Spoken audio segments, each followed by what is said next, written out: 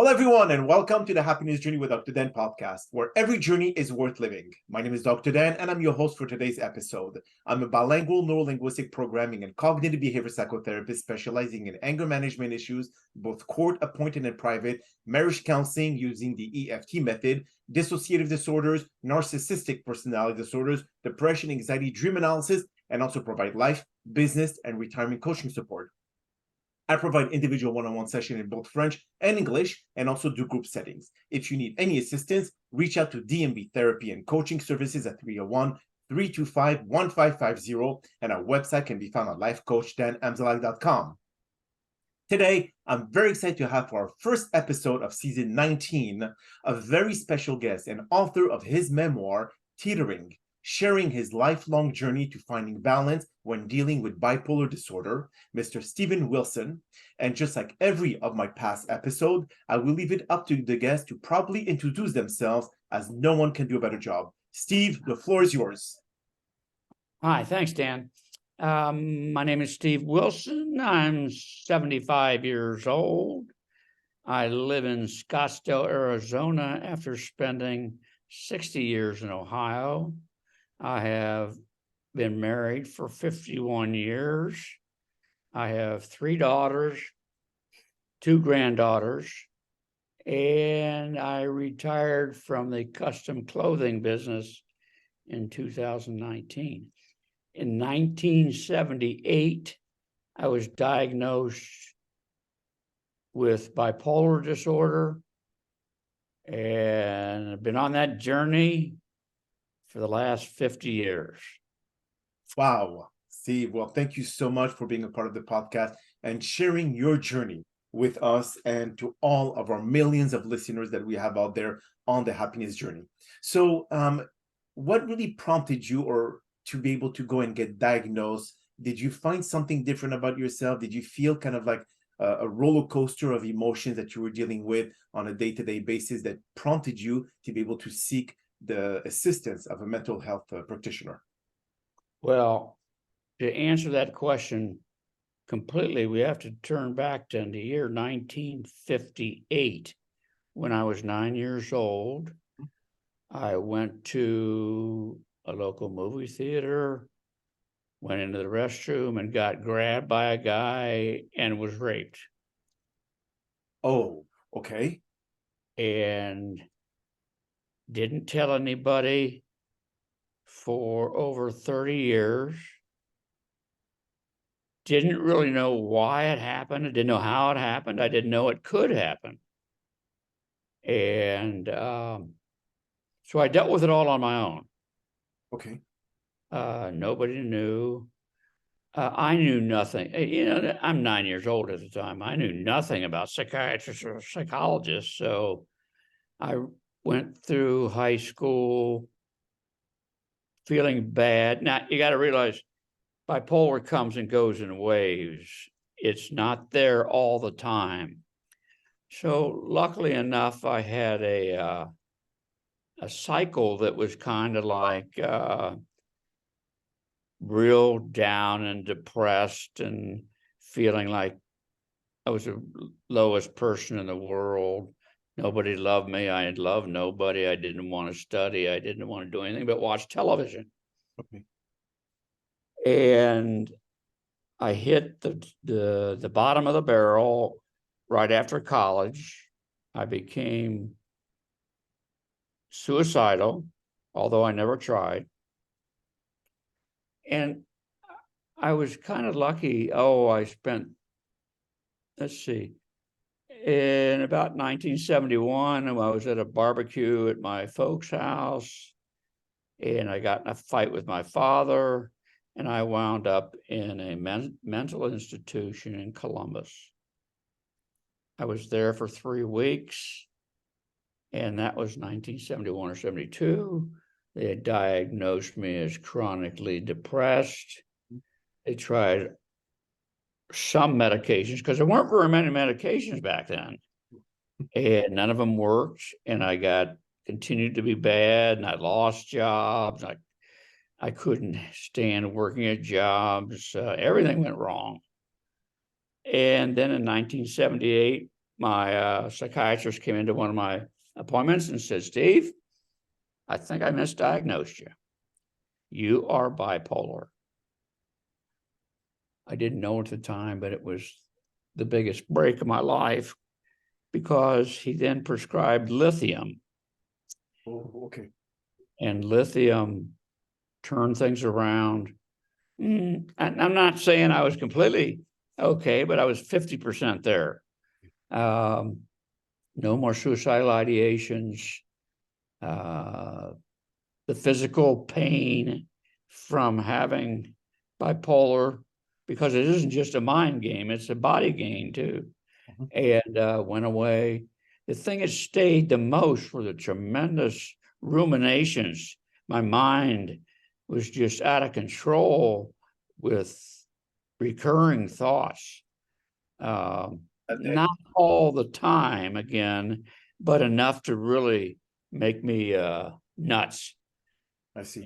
And then in 2000, another psychiatrist gave me Paxil, and I've gotten to be as good as I am since then. Wow. Now, do you think, Steve, that the bipolar was caused by the PTSD of when you got raped when you were 9 years old, or this is something that was just a part of the chemistry of your brain? Well, I don't think anybody knows, because I've asked several professionals on that, Okay. and they all say basically the same thing. Yes, the trauma could definitely have Triggered it, but so could my genetics. Okay. And they believe that, look back into my Family. history, and I had a guy hang himself. I had an aunt who was hospitalized in an asylum for 20 years back in the 30s. So the answer is, I don't know. A bit of both. Bit of both. Okay, but do you think that the prominent denominator here is that because heredity supersede everything else, so do you think that because your aunt or uncle, whatever it is, they had some mental illness in the family that you kind of inherited? Or what about your brother or sister? Do they suffer from the same predicament? Not nearly as bad as I did. They were a typical, well, we're all old now. Okay. And there was nothing you could do back then. Going to psychiatrists at that time was taboo. I went because I was so bad. So my sister and brother didn't until the 90s or 2000, something like that. But they were not near as bad. I would say the one who is struggling the most is my sister. Okay. She's very God-fearing, and I think that causes her a lot of problems. So I don't know. It was religion based, but overall, but do you think so? That's interesting that you mentioned this, that you had a combination, it was a duo of heredity and post-traumatic disorder. Do you feel that all of this, if it was treated in time or on time, do you think that you would be able to avoid going through all of this? Or No. is it because at that time there were no medication, no way of you speaking to a psychotherapist about your experience and all that? So do you feel that all those factors together cause what you're dealing with right now? I think well, let me tell you something. I facilitate 2 mental health support groups here in Phoenix each week. Okay. And I've seen way more than 1,000 people in the 8 years I've done it. And I've seen many, many, many people who are in deep depression or they're bipolar, who, as a young person like me, were raped or mentally abused or physically abused. And they're still suffering today. Many of them, who knows where it comes from. People open up. After a time, people open up and tell us what's going on. And in my mind, I think if the circumstances are right, you're destined to get this stuff. And none of it ever goes away. Bipolar, schizophrenia, all of them are treatable, but not curable. True. You're right. Exactly. So in your practice, Steve, or you like monitoring or being the, dealing with a lot of people coming to you like in a group setting, do they all have the common denominator of what causes what they're dealing with in terms of, for example, like a trigger that caused them to feel the way they feel, either them having to deal with a post-traumatic event that caused them to feel the way that they feel as of today, or have anyone were able to say, well, yes, at that time I was numb, I didn't really feel what I was supposed to feel, but now it's all coming like a tidal wave. Do you think that those feelings can come or can be delayed dramatically from depending on the age that they suffered from this post-traumatic issue till now when they're more adults and they could actually process the information better? Well, the average age, for instance, for the onset of bipolar is 25. 25, okay. And I have many, now my groups are usually 18 and above. Okay. Not children.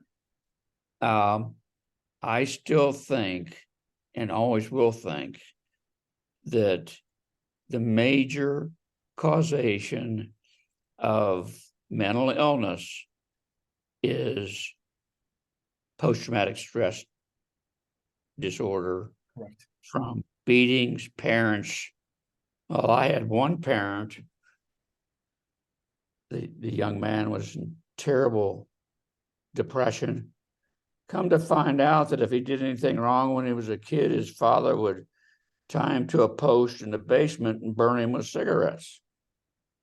Ouch. Now, most people don't realize that this stuff happens. They ignore it. The way our penal system is, it's so much harder to prove you've been abused than it is to on the opposite end of it. Yeah, but physical abuse, you could really get out. Go ahead. Physical abuse, you could show the burns of the cigarette. That's something that can be seen. Yeah, but that's typically that is not the way it's done. Typically, these people have. Now, I'm not really talking about domestic fights because those are different. But with the kids, they hit them in such a way that nobody can see it. Okay. They sexually abuse them but leave no marks. And of course, in the mental,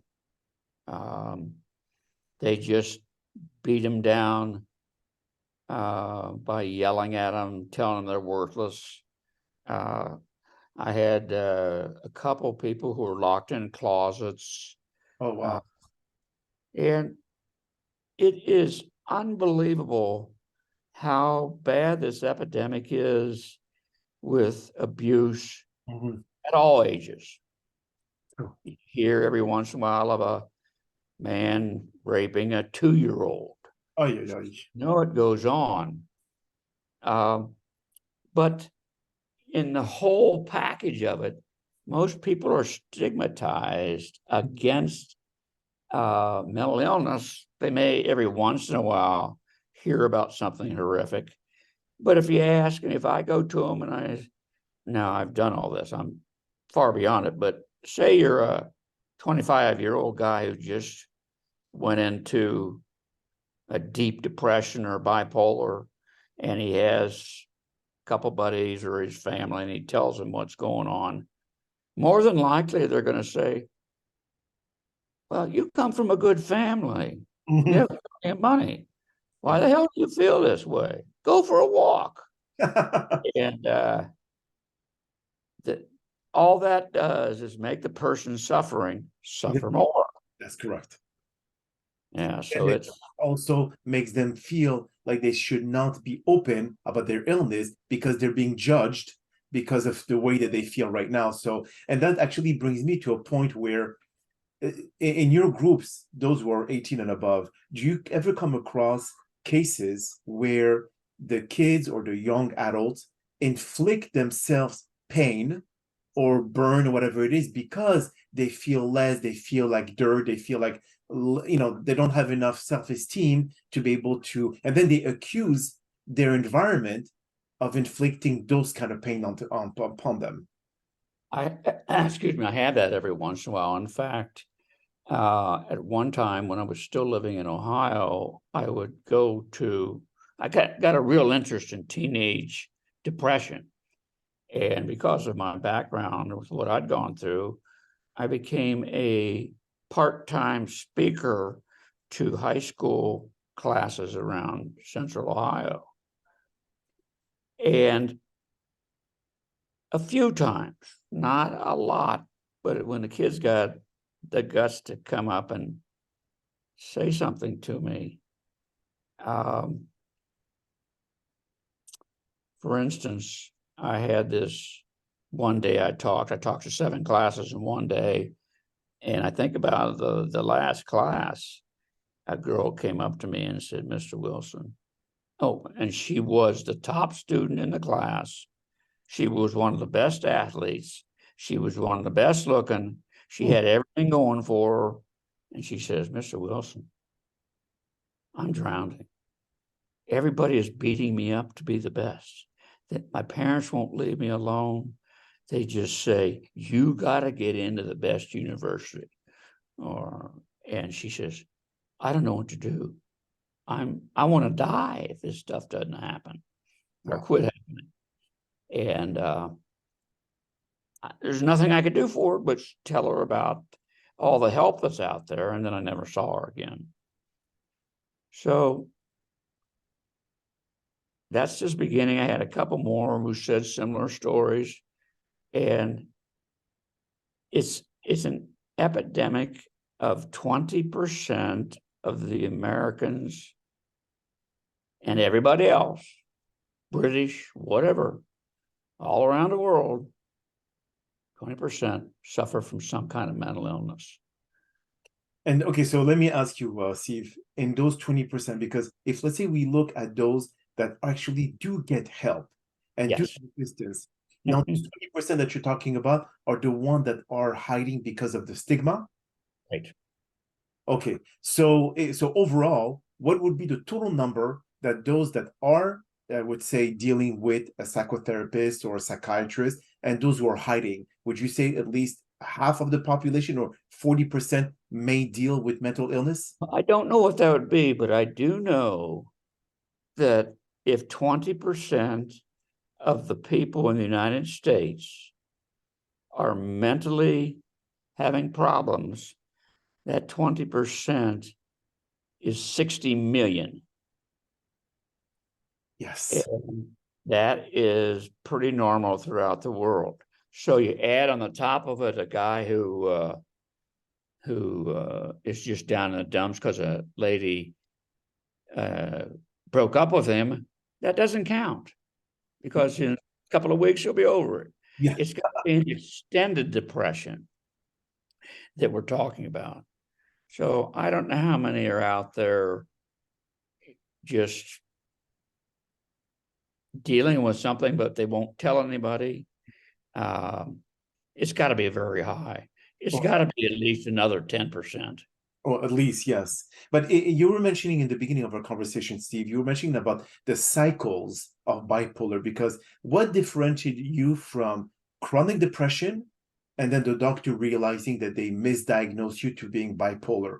I mean, were the cycle very close by to each other, where you felt super depressed, suicidal, to being normal and happy, and then go back to being suicidal? What was the time frame would you estimate that was? Well, when I was young, I don't know. Okay. Because it would come and go. I couldn't sleep sometimes, and I withdrew from everybody and mentally, but I was a class clown. I joked around all the time. So nobody ever figured it out. And so I still had a good time, but the bad times would come on and off. I don't know what the schedule was.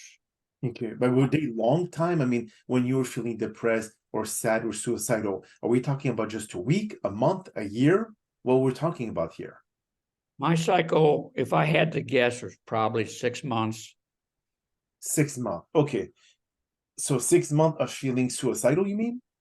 No, of feeling depressed. Okay. Now, I got to differentiate here a little bit about what depression is.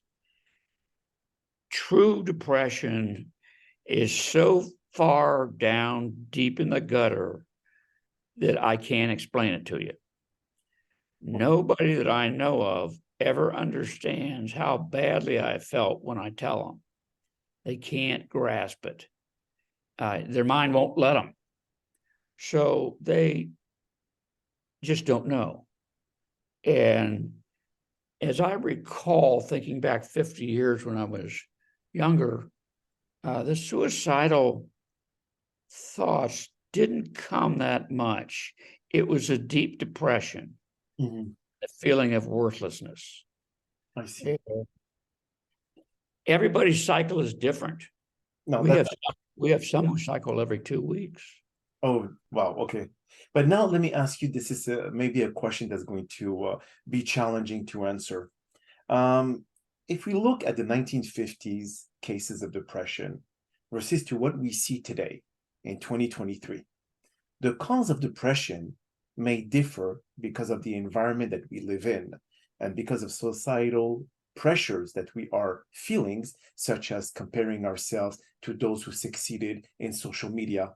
Because at that time in 1950, social media didn't exist. So now we do not have a bullying, cyberbullying didn't exist. So now that we have all this, do you think that the cases of depression are much greater and there's a lot more factors, external factor that causes depression to occur versus what you had when you were in the 1950s? Yes, I feel it's much worse now. I feel it's out of control.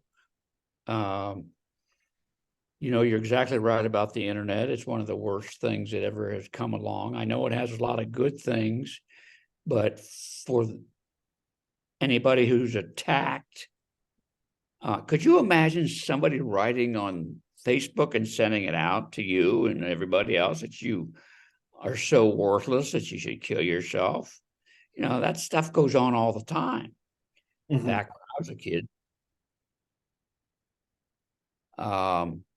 I don't know when we got our first telephone. We probably had it, but TV, the screens were that big. And you had one channel. Radio is basically all we had. So Yes. there wasn't this turmoil all the time. Okay. I don't remember, or I'll say very few people in my high school that I knew of were ever bullied. There were some, but it was never a big issue. It was not like the cyberbullying that we see because obviously there was no cyber internet then. So do you think that now, Steve, it is much more difficult for you because okay, if let's say we look at your bipolar or depression, it was a very subjective experience based to what you experienced in the past and the traumatic event that you had when you were 9 years old. But now that you deal with 18 to 20 and 18 and above, do you feel that your personal experience is very hard to relate to what people in today's time deal with, as you said, with internet, with cyberbullying, with other type of depression or other type of mental illness that we didn't have then and that we have now? Do you feel that that is much more challenging for you to be able to address with the group that you're treating right now because this is something that is completely out of your realm of expertise? No, I think that one of the things, I'm very open about it. All my friends know, Okay. especially since I wrote the book. Yes. It's very down and dirty. But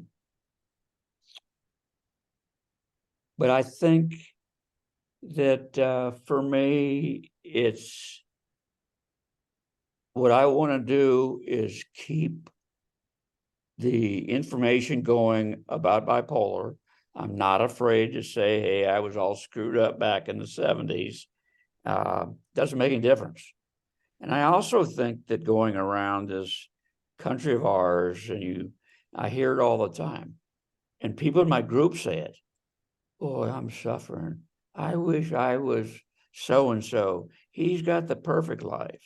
Well, the problem with that thinking is you don't know he has the perfect life. Mhm. Yeah, a compulsive gambler and being chased by the bad guys. So you could never assume that you've got the worst of the worst, because there's always going to be somebody. That's going to be, yeah, that's so true. But And what I also find is in my groups that the members have a great feeling of closeness with the other people in the groups. that, We have an organization called COPA here in Phoenix, which my groups come out of. And we have about 6 facilitators, I guess. okay. And many of my group members go to 4 and 5, 6. One guy goes to 10 meetings a week. And they do this because they get their social outlet from there. That particular guy can't leave his house unless he is accompanied by someone he trusts. So his whole life for being with people is groups. And we've got some in person, some video. I do all mine video. Okay. So it's just amazing how, in my mind, groups are as important as anything else. I wish I could handle more people, but it's going pretty damn well. Is that guy specifically dealt with agoraphobia, which is the fear? That I don't know. He's blind in one eye. He's about 60. When I picked him up one time we were having a group lunch, he did all right, but he just can't do it on his own. Someone's got to prod him. I see. So where can our listeners, Steve, find your book, Teetering, your memoir, so at least they could get inspired by your own story and know how to deal with theirs? Okay, it is available on Amazon. Okay. The complete title is Teetering on a Tightrope, My Bipolar Journey. Okay. It is available as an ebook, a paperback, and sometime this next week, it will be available as an audiobook. Oh, beautiful. Okay.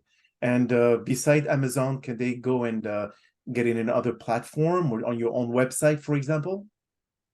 My own website will have it soon. We're working on that. Okay. Barnes and Noble has it. Mhm. There's so damn many outlets there that I don't even know who they are, but it's available on about 10 of them.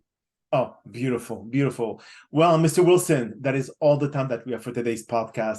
I really appreciate you taking the time out of your busy schedule to join us. And thank you again for participating and inspiring our many listeners with your incredible story. Now, I hope that you've all enjoyed today's episode. And I'm also very excited about the many upcoming guests that we have scheduled for season 19 of the Happiness Journey podcast, filled with inspirational stories just like the one that you listened today. Now, here are some concluding words of wisdom. In the face of bipolar challenges, acknowledge your strength and resilience. It's part of your journey, not your definition. Embrace emotions, both highs and lows, as they shape your personality. You're not alone. A supportive community is there. Seek help, share, and celebrate small victories. Always remember that your worth isn't in mood shift, but in your spirit's beauty. Like a complex sunset, each day offers a new beginning. Be kind to yourself and accept your life's journey. You're a beacon of hope, brightening adversity. My name is Dr. Dan Amzallag, and you may all keep pursuing your amazing journey in life.